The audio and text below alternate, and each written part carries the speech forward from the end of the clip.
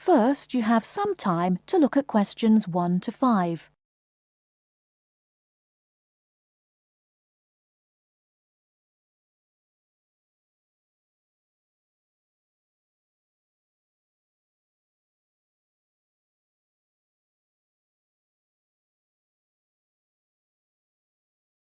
Now we shall begin. You should answer the questions as you listen, because you will not hear the recording a second time. Listen carefully and answer questions 1 to 5. Kingsbury College, can I help you? Oh, hello. I'm ringing to find out about one of your courses. Yes. Is that a daytime or an evening course? Evening. Right. I'll just get a few details from you, if I may. Fine. Could I have your full name, first of all? It's Peter Wright. That's W-R-I-G-H-T. OK. And I don't need to know your exact age, but can you tell me which of these age groups you belong to? 18 to 25, 26 to 35, 36 to 45, or over 45? 18 to 25. Fine. And do you have a job, or are you a full-time student? I'm an accountant. I just do courses in my spare time for interest. OK. Right. And your address, Mr. Wright? It's 11 Forest Road. Forest? Yes. Is that in Kingsbury? Yes, it is. I'm just down the road here. And do you have a phone number? It's 992-471. That's my home number. I haven't got a work number. That's fine. We probably won't need it. Before you hear the rest of the conversation, you have some time to look at questions 6 to 10.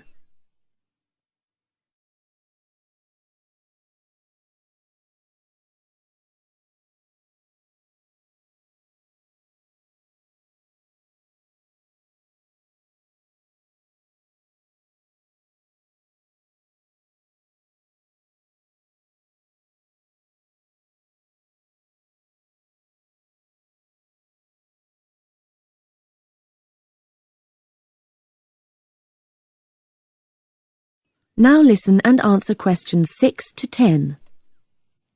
Now, you want to register for a course. Yes, cookery. Do you happen to know the exact title of the course? We've got Thai cookery on Wednesdays, or Mexican cookery on Fridays, or... Mexican. I'd like to do both, but I'm busy on Wednesdays. OK. Well, you can always do the other one next term, I suppose. Now, do you know when it begins? Is it the 26th of March? That's right. And it's £45 in total. That's including the ingredients. How would you like to pay? Card? Cash? Can I send a cheque? You can, yes, as long as it arrives at least 1 week before the start of the course. OK. And I'll just give you a reference number, if you could make a note of it and write it on the back. Yes? It's CZ943. Yes, got that. Good. Well, there's just one last question. Do you have any special requirements that I should make a note of? Yes, there is one thing. I use a wheelchair. Right, so you need to have access for that. OK.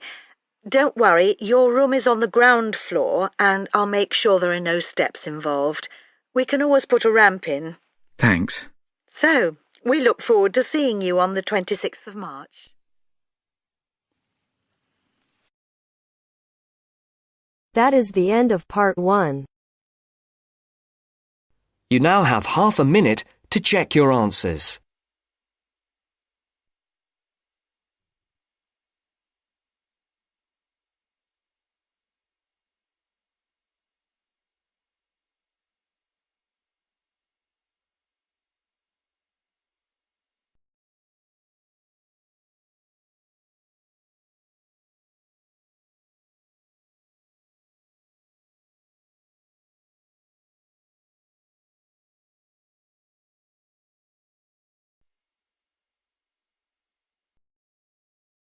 Now turns to part 2.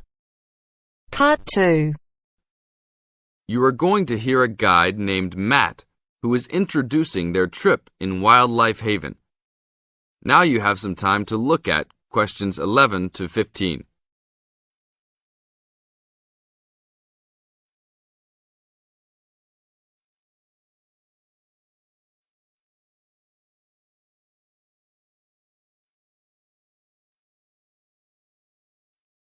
Now listen to the first part of the introduction carefully and answer questions 11 to 15.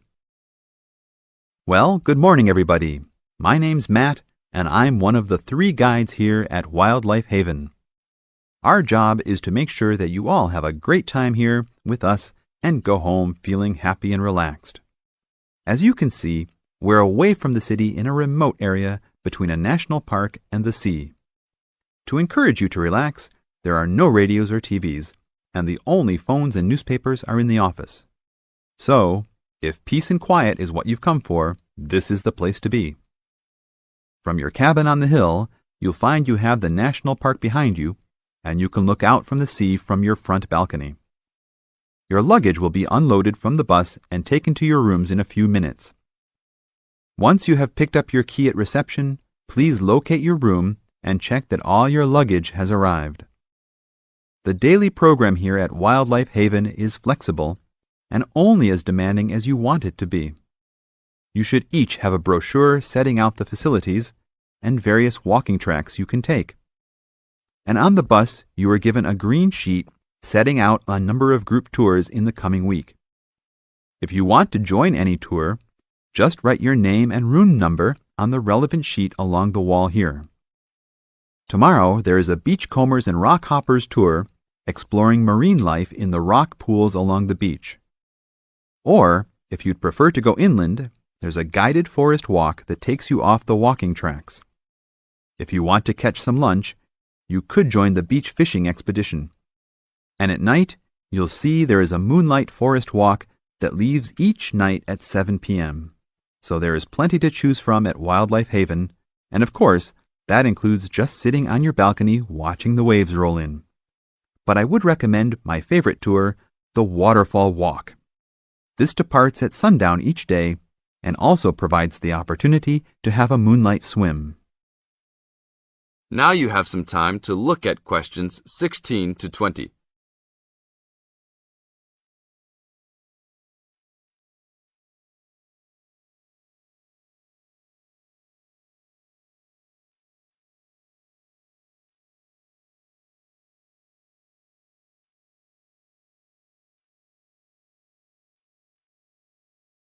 In the second part of the introduction, you are going to get some advice from Matt. Listen carefully and answer questions 16 to 20. You've chosen to visit us in January, which is one of our hotter months.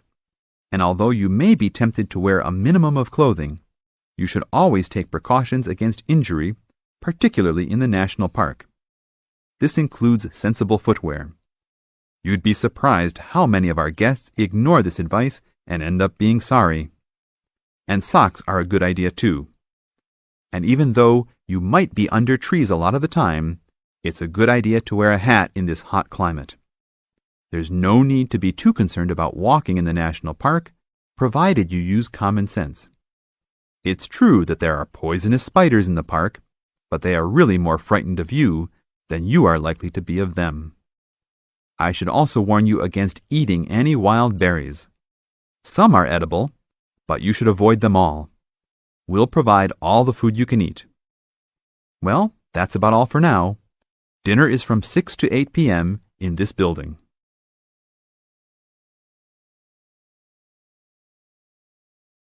That is the end of part 2. You now have half a minute to check your answers.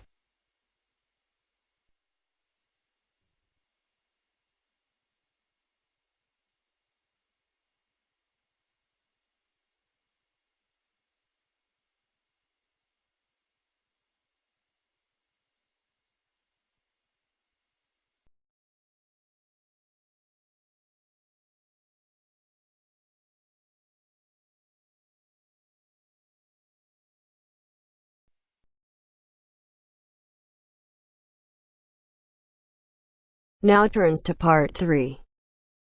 Part 3. You'll hear two university students discussing a social science lecture they attended. First, you have some time to look at questions 21 to 24.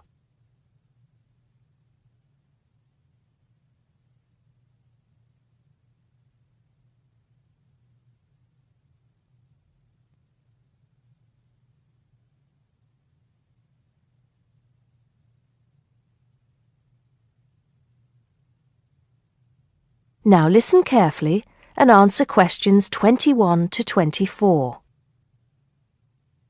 Did you go to the first social science lecture yesterday? Yeah. Didn't you see me there? No, I was trying so hard to understand the lecturer. What didn't you understand? A lot of it, really.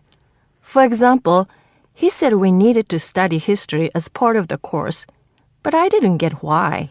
You probably missed it. He said early on that we need to learn from our past mistakes. Right. But he also said we need to put ourselves in the place of our ancestors. Why is that? I think the point is that it's not enough to know how they lived and what they did. We need to know what they thought. I see. And I've written transferable skills in my notes next, but I have no idea what that means. If you study social science, you learn skills that you can use in a job. Oh, right. Is that all? Okay, but why is that? The point he made was that in studying social science, you use a flexible and adaptable approach to learning. Before you hear the rest of the conversation, you have some time to look at questions 25 to 30.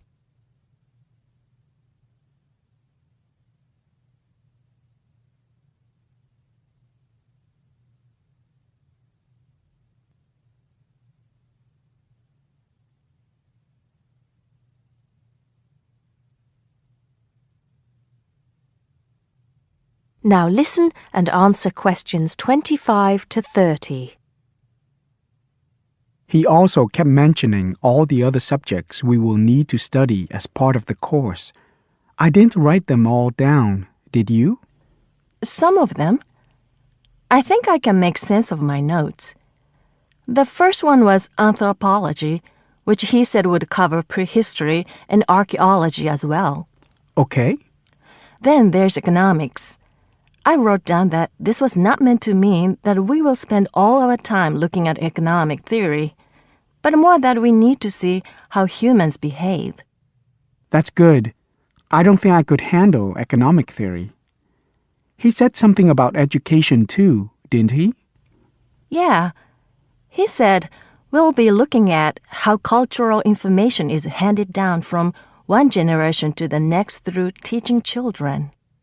He said we'd be focusing on geography too, but I can't really remember which aspects. Can you? I noted it down, I think. Here we are, yes, particularly in relation to urban planning.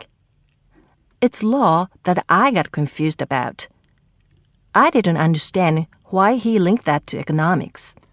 I think he meant that laws affect the way wealth is distributed. That makes sense. Now, what are the science wars? Okay, I did get that. The science wars are about how social science collects information. In sociology and social work, and in social science generally, they can only study patterns of behavior and observe. If you compare that to the way scientists work in physics or chemistry, it's very different because they use specific experiments that can be tested and which give concrete answers. Social studies is often accused of being unscientific. That's all. Okay. But it still looks like a good course, doesn't it? You don't have any regrets, do you? None at all. I'm looking forward to it.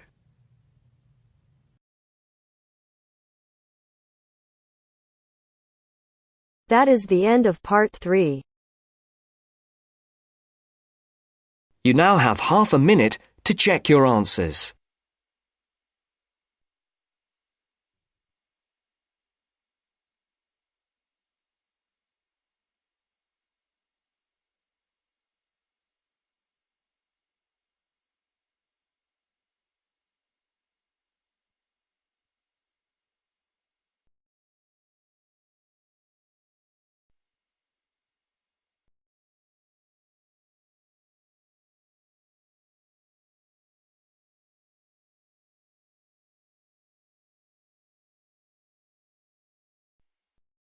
Now turns to Part 4.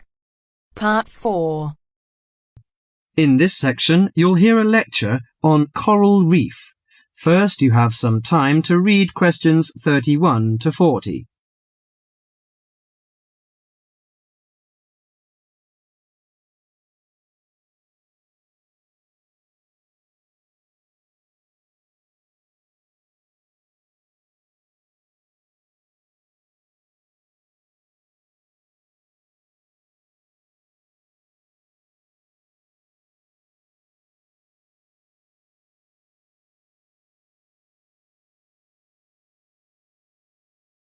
Now listen carefully to the lecture and answer questions 31 to 40. Do you fancy diving in the wonderful world of coral reefs, green sponges, colourful fish and red crabs? It is a rich garden beneath the waves. But how much do you know about the corals? Are they animals or plants? What are the threats to coral reefs? Today, Mr. Tim Harford, Executive Director of the Coral Reef Alliance, is going to introduce the facts about coral reefs. Good afternoon, everyone. Coral reefs are one of nature's most magnificent creations. It is filled with thousands of unique and valuable plants and animals. Over 1/4 of all marine species depend on healthy coral reefs. Humans also depend on coral reefs. These marine ecosystems are the primary source of food and income for millions of people, a vast repository of valuable chemical compounds and medicines, and a natural wave barrier that protect beaches and coastlines from waves and storms. Coral is actually the exoskeletons of coral polyps. Made from limestone, these skeletons build up over time, forming the reef. New corals are born each April. At a certain hour, on a certain night, mature corals suddenly release clouds of eggs and sperm into the sea. After the fertilized eggs take root on the seafloor, they can grow up to 15 centimeters per year. Coral reefs are present in the waters of over 100 countries. These are warm, 18 to 29 degrees centigrade, shallow, sunny regions primarily between the tropics of Cancer and Capricorn. Only clear, warm salt water can support a coral reef. And because sunlight is crucial to the reef's survival, the water must also be shallow. The algae that grow on coral provide much of the coral's food. In deeper water, algae cannot get the sunlight they need to grow. Most coral reefs are in the tropics because natural conditions there are perfect. In their modern form, coral reefs have thrived on Earth for over 50 million years. In recent years, however, more than 11% of the world's reefs have been lost, with another 16% severely damaged during the El Niño event in 1998. Up to 32% of coral reefs may be destroyed by human activities in the next 30 years if we do not take action now. Corals and coral reefs are extremely sensitive. Slight changes in the reef environment may have detrimental effects on the health of entire coral colonies. These changes may be due to a variety of factors. One of the greatest threats to coral reefs is human expansion or development. As human population increases, so does the harvest of resources from the sea. Due to overfishing, reef fish populations have been greatly decreased in some areas of the world. The removal of large numbers of reef fish has caused the coral reef ecosystems to become unbalanced. As we know, corals are also very popular as decorations. A large amount of the most healthy corals are selected by commercial collectors. They sell the corals to souvenir shops, where a large number of tourists wait to purchase them as decorations or souvenirs. Coral reefs also receive much damage from both commercial and private vessels. The leakage of fuels into the water and the occurrence of spills by large tankers are extremely damaging to local corals. Although much of the coral reef's degradation is directly blamed on human impact, there are several natural disturbances which cause significant damage to coral reefs. The most recognized of these events are hurricanes or typhoons, which bring powerful waves to the tropics. These storm waves cause large corals to break apart and scatter fragments about the reefs. Home to a diverse community of creatures, coral reefs are underwater treasure chests of colour and activity. Predators and prey swim and crawl among the coral in nature's never-ending dance of life and death. This lively, fascinating world beneath the waves is just waiting to be explored. That is the end of part 4.